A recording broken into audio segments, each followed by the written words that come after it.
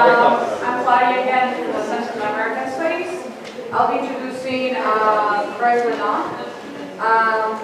Craig and his brother Renaud are B-Boy award-winning documentary filmmakers, television producers, and film programmers living and working in New York City and Little Rock, Arkansas.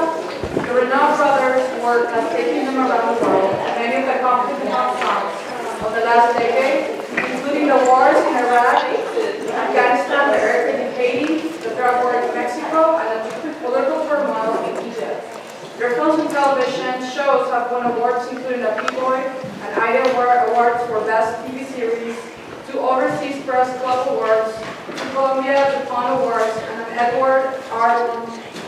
Murrow Award for their work in the New York Times. Today we will be sharing this presentation, Beyond Borders, American Migrant Crisis. Here I am, Craig Renaud. No, I'm not. So we're actually going to be exploring Craig's work today, and then and see how we can bring that work into the classroom. So we're going to start with a quick warm-up. What I'd like you to do is just to think on your own for 30 seconds about what images come to mind when you think of home. All right, let's hear sort of just a popcorn of different images. Go ahead and call them out. Family. Family. Sofa. Sofa. Roof. A roof. Stability. Stability. Safety. Safety. Comfort. Food. Okay. Keep going. Love. Turtle. Okay. Neighborhood. Neighborhood. Memories. Beautiful vase of flowers. Transition. Peace and tranquility. Peace. Noise.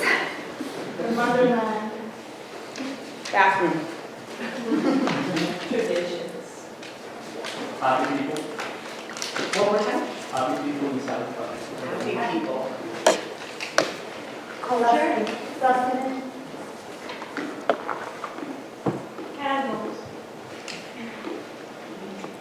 Peace. Chocolate. Tons of work.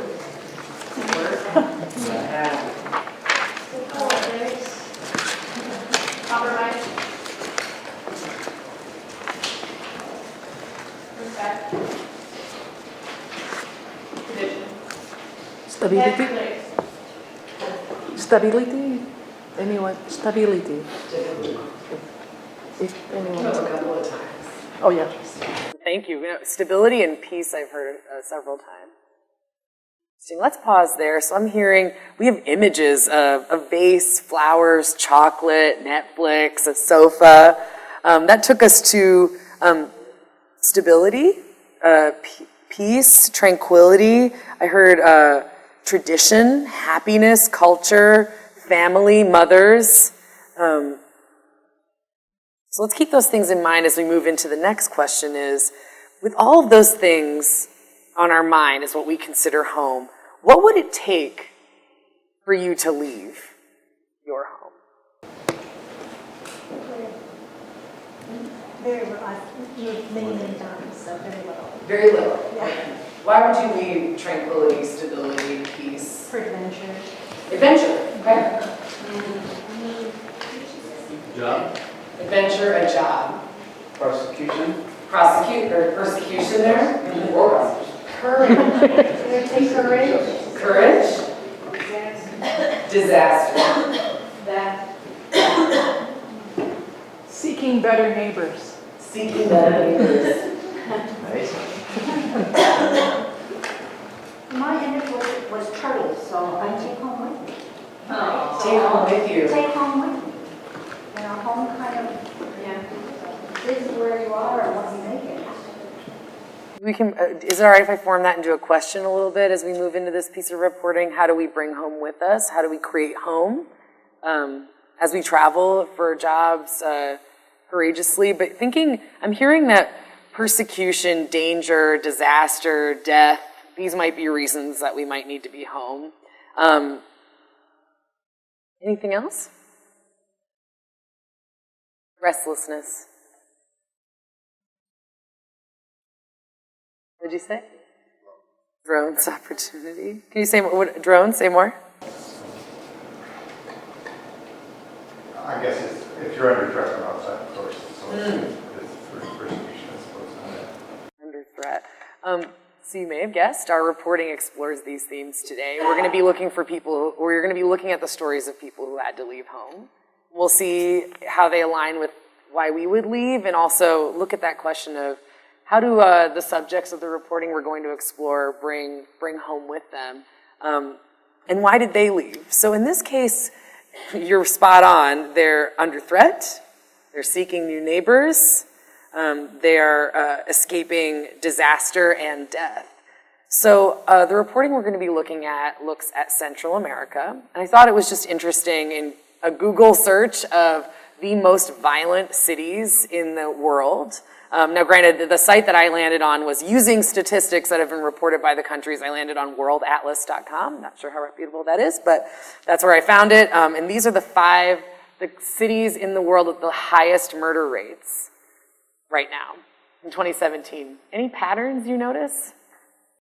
Political instability? All Central and South America. This is the world that was looking at the list from around the world, and these are the top 5. So that takes us to my next question as we move into our reporting today. If you could speak to someone, I ruined it. Well, we'll try it anyway. My next question, and this is me putting on my teacher hat. This is how in the Pulitzer Center Education Department we look at writing our lesson plans, starting with thematic warm-up. I'm curious, if you are in one of these countries and you had to leave your home, where would you go? Why the U.S.? It's close. What else? Maybe you have family members there. Go back to what we're looking for in a home. Maybe we have family there. What else? No disaster. Yeah. Mm-hmm. The language. Maybe this is a place where you could speak the language. Why else would you go to the U.S. if you're from one of these places? The economy. Stability. Opportunity. Some of us were looking for that sofa, that Netflix, right? That comfort. And so actually today's reporting is looking at people who are migrating from these regions of the world into the United States. So what I want you to do is quickly turn to the person next to you and take 2 minutes to consider if you had the opportunity to speak to someone migrating to the U.S. to flee violence, what would you ask? Go ahead, 2 minutes. Let's hear 3. What are some of the questions that you'd like to ask? Would you want to go back to your homeland? Anyone else had that question? Would you want to go back? Okay. A few more? What can I do to help you? We thought it was the other way around. The refugee who asked the person in the U.S., questions about the U.S.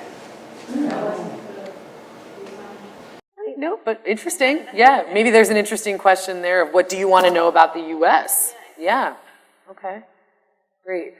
Please keep your questions in mind because the piece of reporting we are now going to explore, which was published on the New York Times website, and is looking at migrants who are fleeing to the United States, and we had journalists spend a lot of time, the Renaud brothers, Craig and Brent, to ask hopefully some of the questions that you're asking. So I want you to look for the answers to those questions. You're also noticing any details that stick out to you as things that maybe you want to share with someone else. But if you have questions that weren't answered, keep those handy, okay?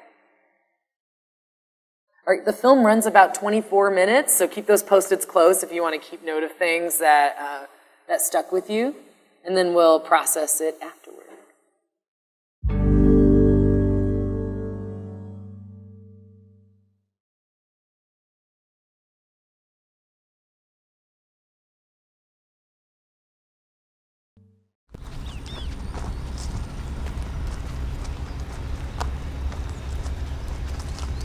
Yo aquí empiezo mi viaje como emigrante ya, empezar desde Guatemala. Y aquí pues ya voy para adelante ya.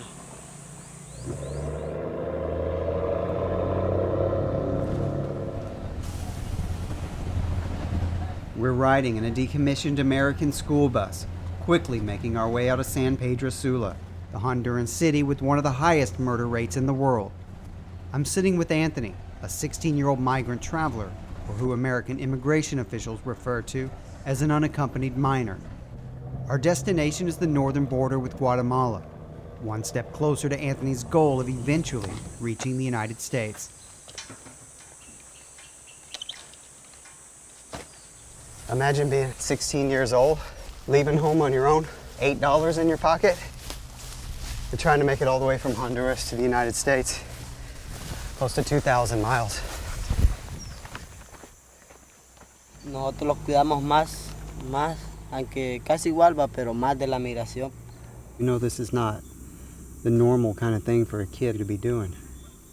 Pues, ahí no sabría qué decirle porque la verdad, pues, ya ahorita ya me siento hasta más con valor porque la primera vez lo hice de 14 años. Anthony is making his fourth attempt at getting to and then across the U.S. border, and he's far from alone. In 2014, more than 68,000 minors from Central America were caught trying to illegally enter the United States. As a result, the United States has put pressure on Mexico to stop the young migrants from arriving in the first place, apprehending the kids along the southern border with Guatemala and sending them back home.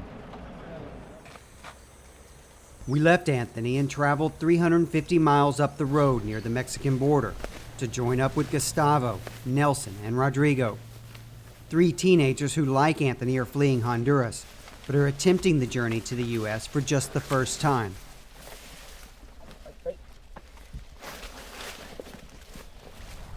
Con seguridad por aquí, ve. ¿Me entendés? Salimos más adelante, pues. ¿Ah? Sí, vos. Pues el puente ya pasamos, vos allá no está, pues atrás. Por aquí, ve. ¿O por donde veníamos? Sí, porque por allá es la calle, ¿ves? Por allá es la calle, ¿ves? The crackdown on migrants by Mexican immigration has caused the price for a coyote, like this one who we followed as he took migrants across the river into Mexico from Guatemala, to almost double to around $8,000 per person for passage to the U.S. And so kids like Gustavo and his friends, with little money and even less experience, are forced to go it alone.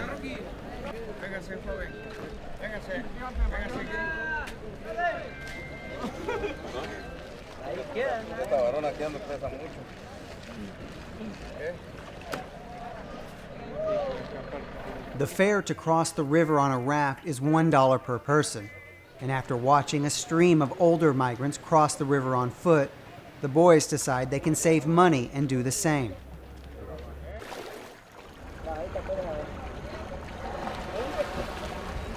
Ya ve el tío, mira dónde le llega, hasta dónde, mira. Uh-oh.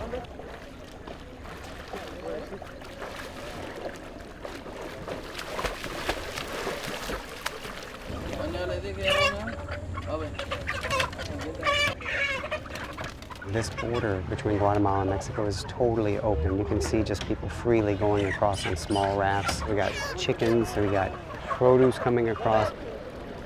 This river crossing into Mexico would seem like a natural place for a border patrol crackdown, but it's not being implemented here. With the amount of goods, merchandise, livestock, and people crossing every day, directly under the official border control checkpoint, it would just seem to be too lucrative for too many involved. Looks like they might finally have the courage to go.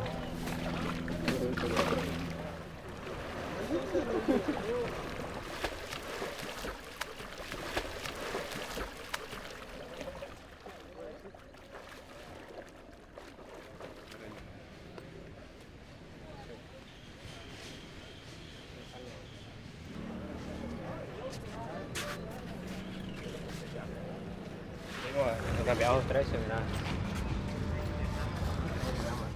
¿Verdad que era más fácil voltearse que venirse para acá? Sí, a la vez de que venimos aquí, viejos, porque tenemos valor.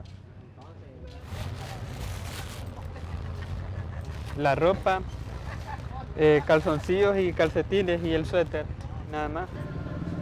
Do you know the way? ¿Sabes el camino allá al norte? Sí, ahí vamos preguntando, vamos llegando. The Honduras so many of the kids we met on the Migrant Trail come from is one of the hardest places in the world to be a teenager. The official high school dropout rate approaches 50%, but everyone here says it's much higher, with kids routinely leaving school to help parents earning less than $2 per day.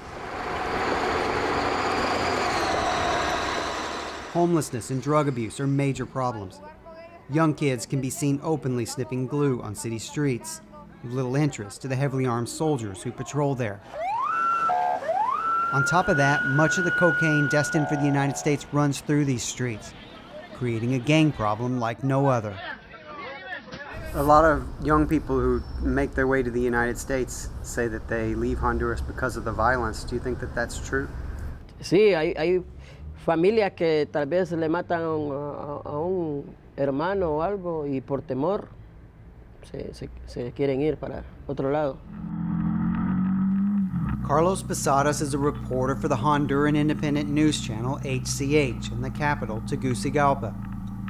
On air, he has earned the nickname Hawk for the way in which he flies around the city and descends on crime scenes like a bird of prey. It's not uncommon for Hawk to cover 10 or 12 murders in a single day, taking pictures and video on his cell phone that he then presents uncensored live on the air.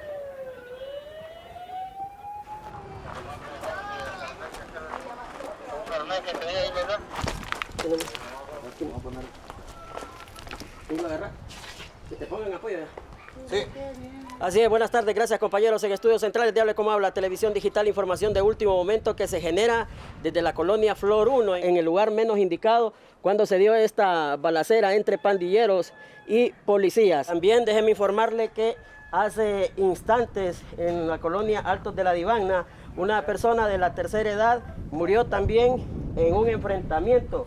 Yo vuelvo a Estudios Centrales de Hable Como Habla, televisión digital. One of the first scenes that we went to tonight, there was a dead body on the street, and there were children walking by like nothing happened. Sí, ahí era un barrio. Ya no se asombra tanto la gente. Muertes, maras, pandillas. No se asustan mucho ya. Como que se acostumbraron tal vez.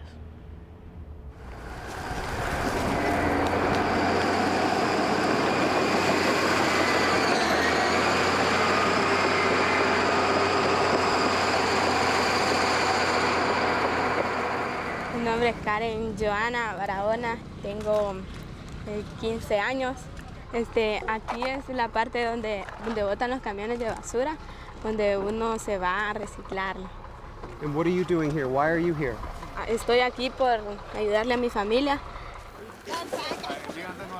At the Tegucigalpa Municipal Dump, thousands of people, including children who have long since dropped out of school, compete with dogs and vultures to collect anything they might be able to resell.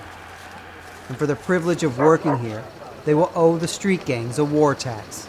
Yo ni Alexander López, tengo 15 años. Reciclamos materiales ahí como botella, hierro, un montón de cosas, ahí nosotros los vendemos. So you can make about 100 pesos, about $5 working out here every day. Sí, 100 pesos.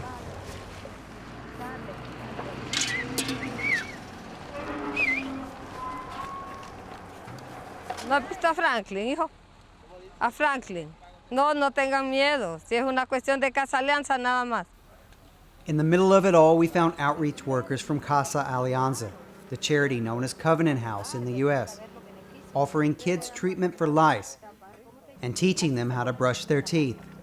Háganlo. Háganlo. No les dé pena. Cepíllense así. Háganlo para arriba. Así, ¿ven? Háganlo. Para arriba, aquí, ¿ven?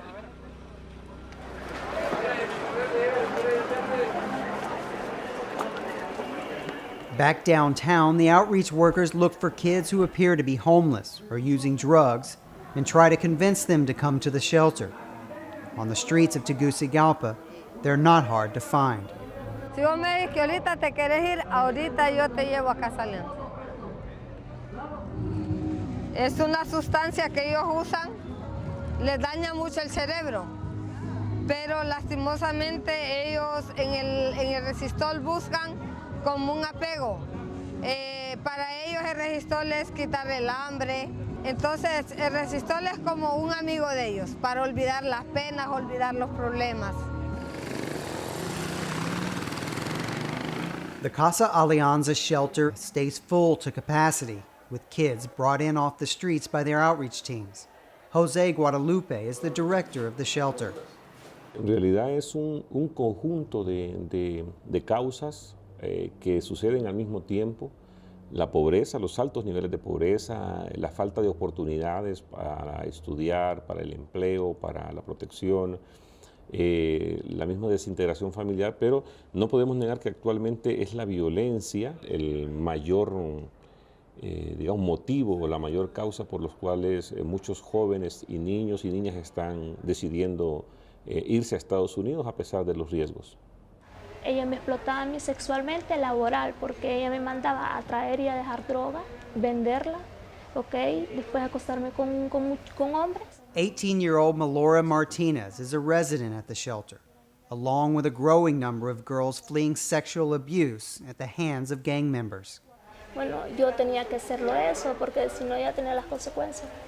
Many of the kids we spoke to at Casa Alianza said they've either already attempted or will soon be trying to reach the United States.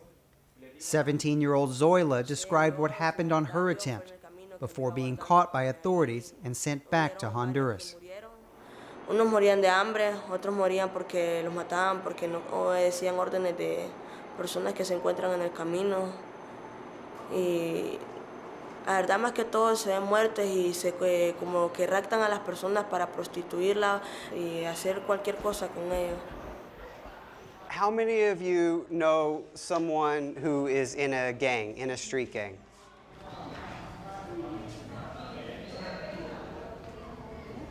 Total, almost everyone. Last year in San Pedro Sula, the gang problem got so out of control that the authorities simply shut down the high schools, a devastating development in a country already struggling to graduate less than half of its teenagers. The school in the Camilicón neighborhood is one of the few that managed to stay open, as a consequence of its principal being a former gang member himself, who was able to negotiate his school a neutral zone. How many of you have seen violence in your community?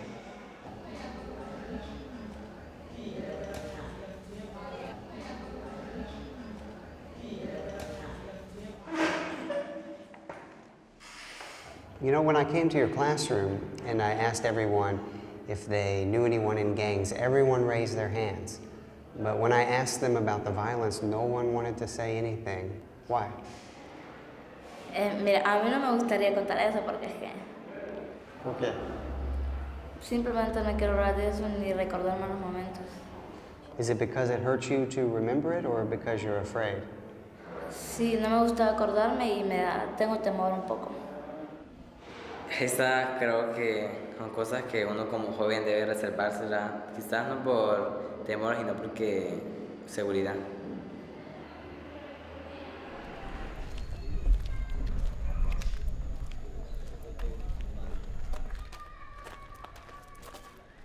Te ofrecemos un desayuno a las 8:30 de la mañana y una comida a las 5:30 de la tarde. Por eso ya recabamos firmas ahorita para que al rato ya les den de comer. ¿Traes documento? ¿Nada?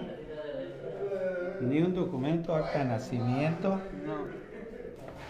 Motivo de salida de Honduras, ¿por qué razón? No hay trabajo, mucha corrupción, muchas bandas criminales. Violencia. Sí, mucha violencia. ¿Tu destino hacia dónde te diriges? ¿Tu idea? Estados Unidos. A Estados Unidos, sí. Si Dios quiere. Si Dios lo permite. Ok. ¿Tus estudios? La primaria. La primaria, sí. Primero, segundo, tercero. Hasta sexto. Sexto de primaria. Sexto. ¿Cuántos años cumplidos? 19. The The migrant shelters in Mexico are full of young kids fleeing Central America for the United States. They all insist that they are 19 years old, and they never carry IDs. A precaution they hope, if captured, will keep Mexican immigration from deporting them back to child services in their home country.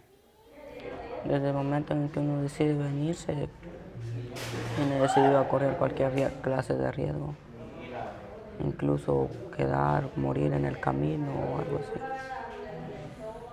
¿Cómo se llama? Brian. Brian, are you traveling alone? Are you here by yourself?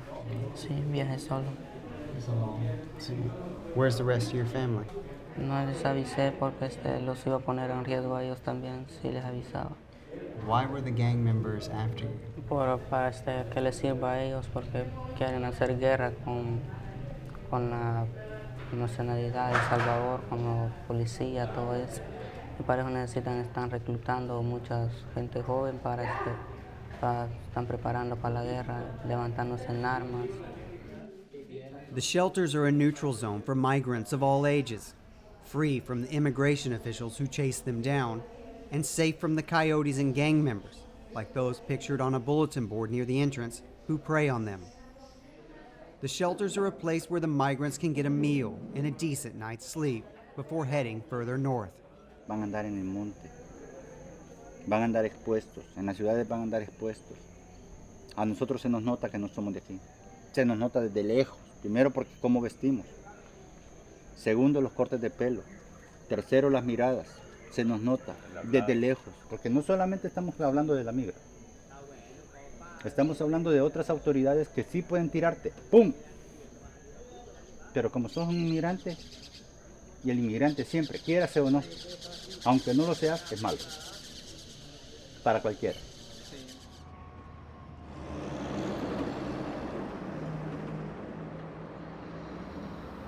In reality, the chance that these kids will make it all the way to the U.S. is probably slimmer than it's ever been before.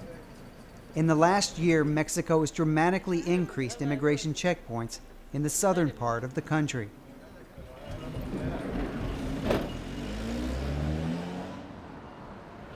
Our own car was stopped and searched dozens of times, our passports checked thoroughly.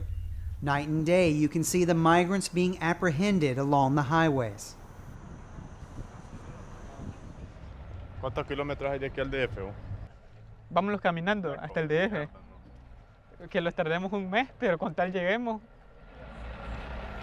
Allá están los migrantes. Allá creo. Fíjate bien. Así no creo que los hayan visto, brother. Mira.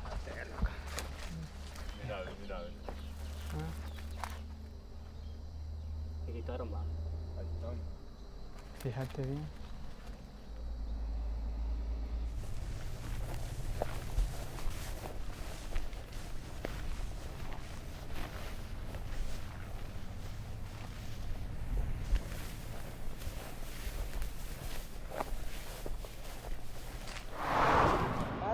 Para el monte.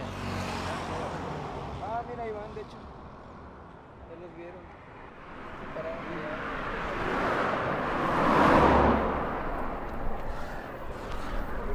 Until very recently, migrants wouldn't have worried much about Border Patrol until they were reaching the United States. And rather than walking along the highway and dodging endless numbers of immigration checkpoints, they would most likely have hopped a freight train heading north from the town of Arriaga.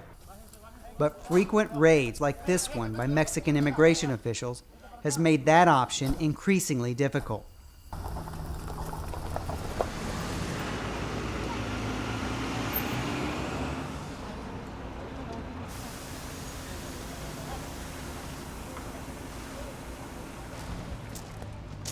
El proceso comienza aquí. Los autobuses se parquean en este lado del portón y pasan al otro lado del comedor por acá y toman sus alimentos. Once the minors are caught, they are deported back to child services in their home country.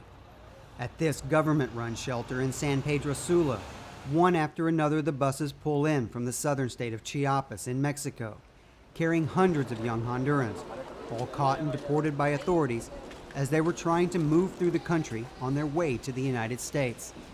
Y generalmente por el lado cerca de Acayucan, que tengo entendido que está cerca de la frontera. O sea que no es mucho lo que logran transitar. Y la verdad que es que tenemos bastante afluencia de personas que están repitiendo el viaje. The kids, as young as 13, and most of whom were traveling alone or with a small group of friends, are fingerprinted by Child Services, offered medicine and food if they want it, and released to a parent or relative. The Mexican police, they caught you? La policía de migración de México me agarró. Sí, la migración de México. Why do you want him to go to the United States? Porque el motivo que nosotros nos fuimos de aquí es porque aquí están reclutando los menores. Los mareros. So you're afraid that he might join a gang. Is it worth the risk and all the danger that it takes to get to the United States? Por todo el peligro del viaje. Sí. Creo que no vale la pena por el riesgo, pero en veces hay que hacerlo.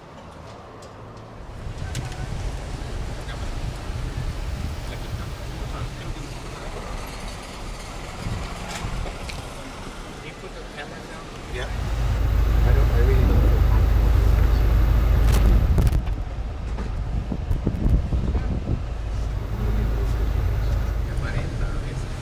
We're on our way to visit this family that's in hiding here, 3 teenagers. But it's a really sketchy neighborhood. They asked us to take our windows down so that the gang can see us, to know that at least we don't have guns. Hola. ¿Cuántos años tienes? 16, 15. You came off the bus from Mexico? Sí. Were you trying to go to the United States? Is that what you were trying to do? Sí, porque con mi mami tuvo un problema, la habían secuestrado y ahí la vendían, los mareros y todo. Entonces, mi mami los de la DIC los fueron a rescatar, pues la fueron a sacar donde la tenían cerrada. Y entonces por eso fue, y a nosotros supuestamente nos iban a dar protección los de la DIC, pero no los dieron nada, pues. No los dieron nada, y lo que hicieron supuestamente nos iban a ayudar para pasar allá, para Estados Unidos. Nos iban a ayudar, pero estando allá no nos ayudaron nada. You know, there's a lot of kids like you in the United States who made it all the way to the United States. Many of them are telling stories like yours. They say they're afraid to come back here because it's dangerous, that they could be killed by the gangs. Some people in the United States don't believe them. What do you say about that? Nadie se iría así de puro gusto para allá. A gastar más bien lo único que teníamos de dinero, más bien que lo gastamos para la ida y todo. Are you hiding from the gang now? Are you worried about your lives? Sí. And what will happen if they find you? Que nos maten.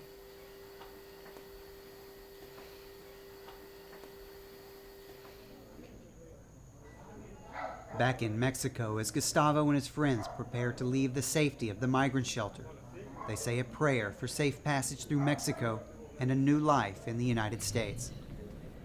Primero tal vez habían 2 garitas de migración, ahora hay un montón. Entonces reforzaron más tal vez por muchos inmigrantes que va allá y no los quieren, y nosotros hacemos la lucha tal vez por el futuro de nuestra familia. Entonces por eso emigramos.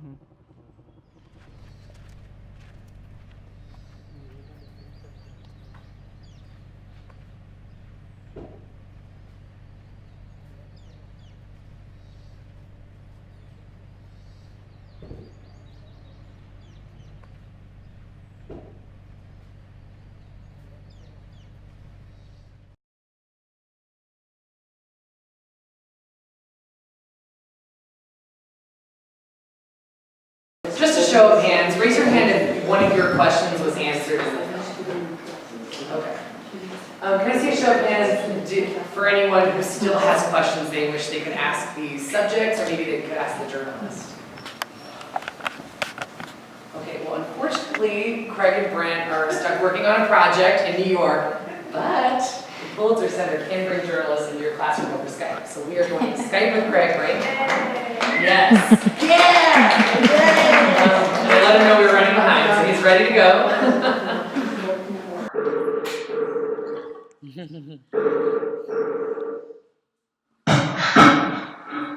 Hey, Craig.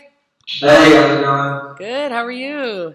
Good, good, good. Well, we are excited to speak with you. So I'm going to go ahead and turn the camera over to, this is our marvelous group of educators. Let me see if I can do that. Maybe you can see more. There you go. So what do we think of the film, everybody?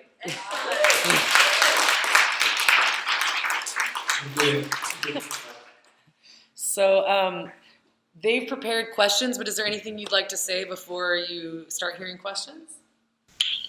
No, I actually, while I was waiting, I went back and rewatched the piece because, you know, we produced this in 2015, and obviously a ton has changed with everything since then. So I felt like I wanted to go back and freshen up, and so hopefully I'll do my best to answer everybody's questions that you have.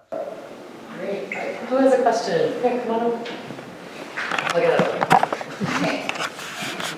So can these migrants Can you introduce yourself and... Oh, I'm sorry. My name is Julie Knoll, and I teach at Loyola Academy, the high school.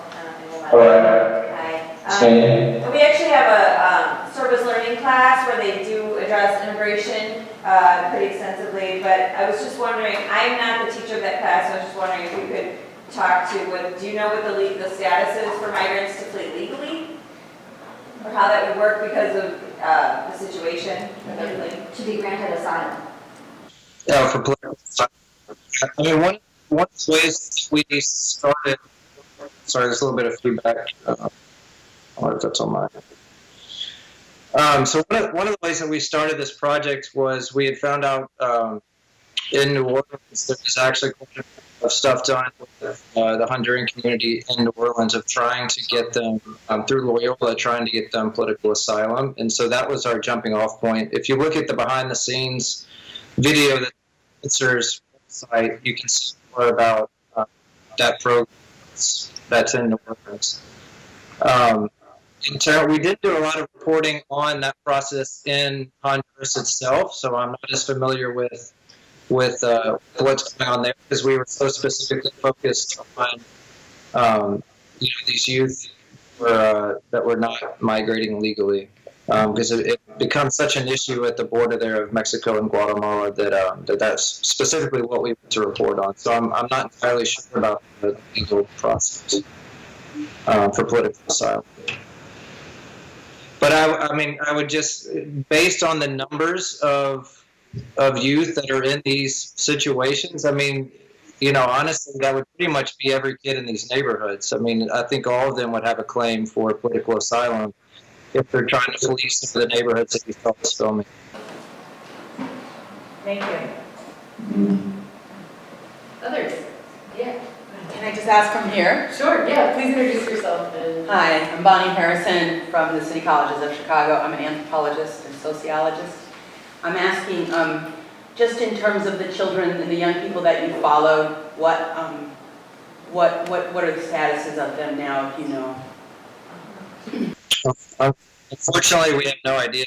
I wish we did. We did our best to stay in touch with them. When they were traveling, they had no documents at all. The most we were able to get from them is, Gustavo gave us an email address, and the other kid gave us a phone number that didn't work a couple of weeks later. So unfortunately, we have no idea what happened to those particular kids. I wish we did. And one thing Craig I'll mention is there's a little bit of a delay, so if you could speak a little slower, I think that would, yeah. Did you need him to repeat that response? I got it, thank you. Okay, thank you. Yeah. Other questions? Yes, please.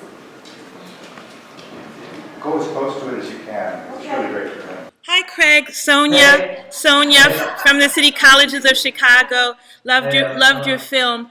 I wanted to know, in terms of technicality, how difficult was it for you to follow them with your cameras and not jeopardize their flight? How did you synchronize that? Because sometimes they could see the customs, the border patrol, and then I can just imagine that when they were hiding, you were still up there with your camera. Right. A great question. Yeah, so our history a little bit as filmmakers. We started off as conflict reporters. We covered Iraq and Afghanistan and embedded for many years, and we've always, our filmmaking style has always been very, as light as possible. so that we can do very discreet filming. If you notice on the video quality of this piece, if you pay attention, a lot of times with the migrants, you can tell that the quality is a lot grainier cameras and that sort of thing, because we were using very small cameras that obviously conceal and hide what we needed to. Not only to try to avoid getting seen by immigration and messing up with these kids' journey, but also just for our own safety. You know, some of these areas that you're filming in are controlled by, you know, cartels. We're overseeing a lot of the beauty operations, this sort of thing. So some of those older areas, you know, we're completely on with this kid camera. We had to be careful. So we had everything where we could conceal it very quickly and easily. Thank you. Mm-hmm. That's yes. Yes. Yeah, come on.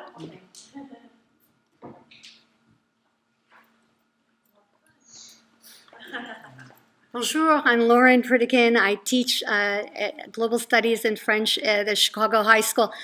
You know, in this climate of anti-immigrant in this country, when you going from crisis reporting to children, I was wondering if you have found that your work has tugged at the empathy heartstrings of those who formerly say, what part of illegal do you not understand? I mean, some of the most vehement anti-immigrants are former immigrants who are now here, and they, you know, waited in line and came the right way. So I just have a question about empathy. I mean, your piece was spectacularly beautiful, and in terms of the, you know, the children and understanding the plight is so different, unaccompanied minors and all. Can you just speak? Have you found any more success with empathy for those who wouldn't have been for an adult population? Yeah, I mean, I would say, you know, if you follow our work or you look at the other films that we've done, you know, through our career, we're more known for longer format documentaries. Most of our stuff is hour-long films, and we had partnered with the New York Times because we had former relationships with them from a series that we did in Iraq called Off to War, where we embedded for a year with the Arkansas Guard right when the war was starting. And just one of the things that we like as filmmakers is take a big global story like this and put a human face on it. We really don't put a lot of facts and figures in most of our films.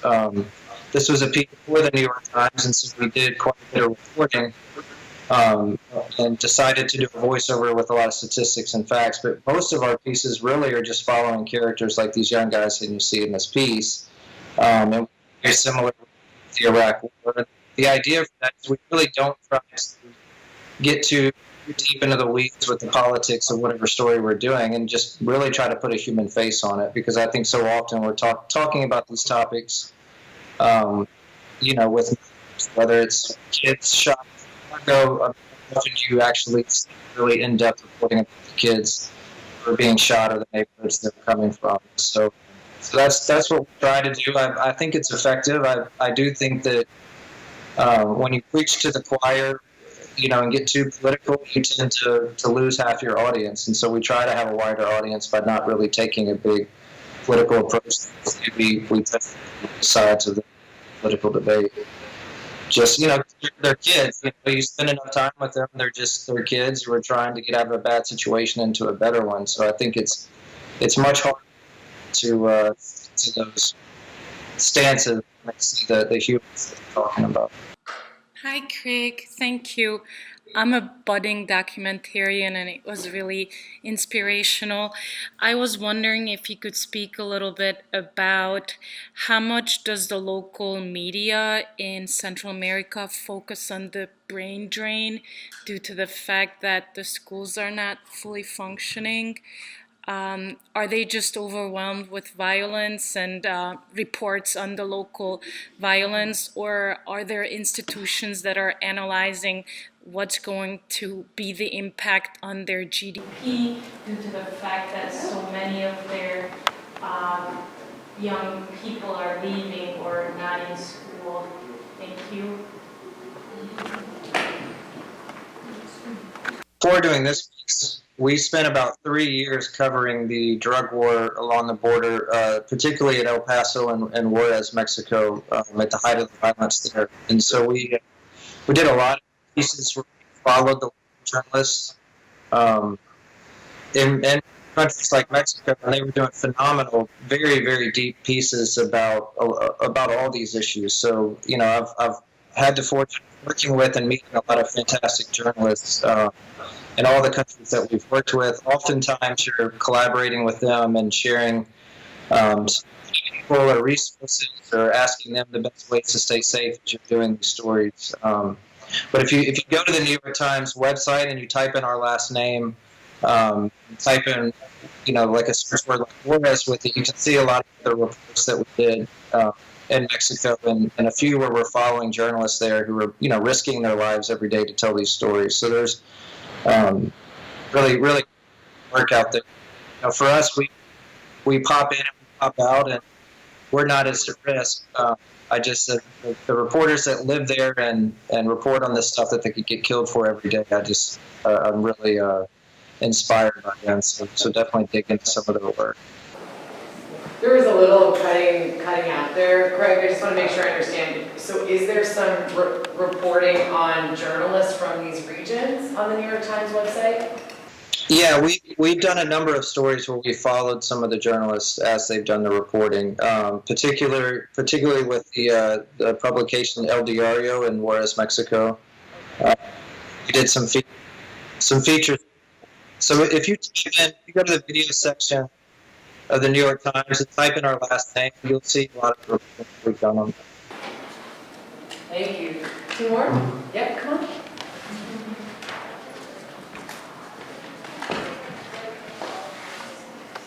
Hi, Craig. My name is Kathleen Martin, and I teach at Jones College Prep High School. I'm really interested in helping my students explore the racial implications of the current perception of immigrants. And we've noticed how some of the same people who would herald certain aspects of their own immigrant ancestors, don't appreciate that in the kids that you display in the film. Somehow it doesn't have the same sort of majestic quality for them. And I was really struck by the one scene where a gentleman was explaining to one of the boys who was migrating how he would be perceived in the United States. He doesn't like specifically racialize it, but that's basically what he's saying. And I'm wondering if you saw any other evidence of kids who were going who seemed like they had prepared themselves to be like re-racialized in America, and according to our understanding. And just how much that racial perception played into the idea of going or not going, or what they expected or didn't expect to happen when they got here. Right. No, that's a great question. I would say most of the kids that we met, it's much simpler than that. It's just really they're fleeing for their lives, and there's not a lot of thought that goes into it. And I think that's why it's so dangerous for them, because there's not much information. There's very little money to even make the journey. You saw with these kids, it's almost as if they just decided one day that, okay, let's try to make it. And many of them, it's their fourth or fifth time trying to do it. So I think that speaks to desperation. And I honestly, I think one of the things I liked about Gustavo, you just really saw the innocence in him and how naive he was about everything that was ahead of him. It didn't make it into the piece, but at one moment they were inside the facility in Chiapas looking at a map of where the United States was, and they didn't even have a plan of where they were going to cross. They were simply just going step by step with whatever little information they had. So I would be surprised if those particular kids made it, and if they did, I don't think they had much thought except for just one day at a time trying to get to the United States. Is there one more? Hello. Hello. Yeah, my name is Menes Renaud. I teach at Educator College. I just want to thank you for what you did. Okay. Looking at what you did reminded me of my life. I came into the United States running across borders like that. Not because I was seeking something good, but because I was running away from the fear of my life. Well, continue to do good works.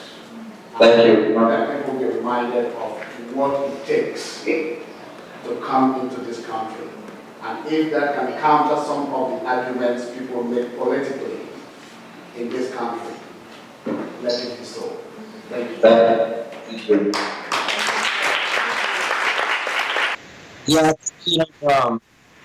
just as I went back and watched this piece, something that I was thinking about quite a bit, and that I don't know, it's just always on my mind. I have a 6-year-old son, and so I think about, okay, what's it going to be like for him as an adult? And I just, if you look at the migrations out of Syria right now, that's not going to compare at all to the kind of migrations we're going to have when our environment starts causing, millions of people to migrate out of massive cities. So I really think that this is the very beginning of a global issue that's going to be a huge challenge for the entire world. Is because you see the strain of just Syria on in all of Europe. So imagine, the strain it's going to put on all of the countries as millions of people have to start from, low-level series and that sort of thing. I think it's really going to be a problem for our future. Thank you so much, Greg.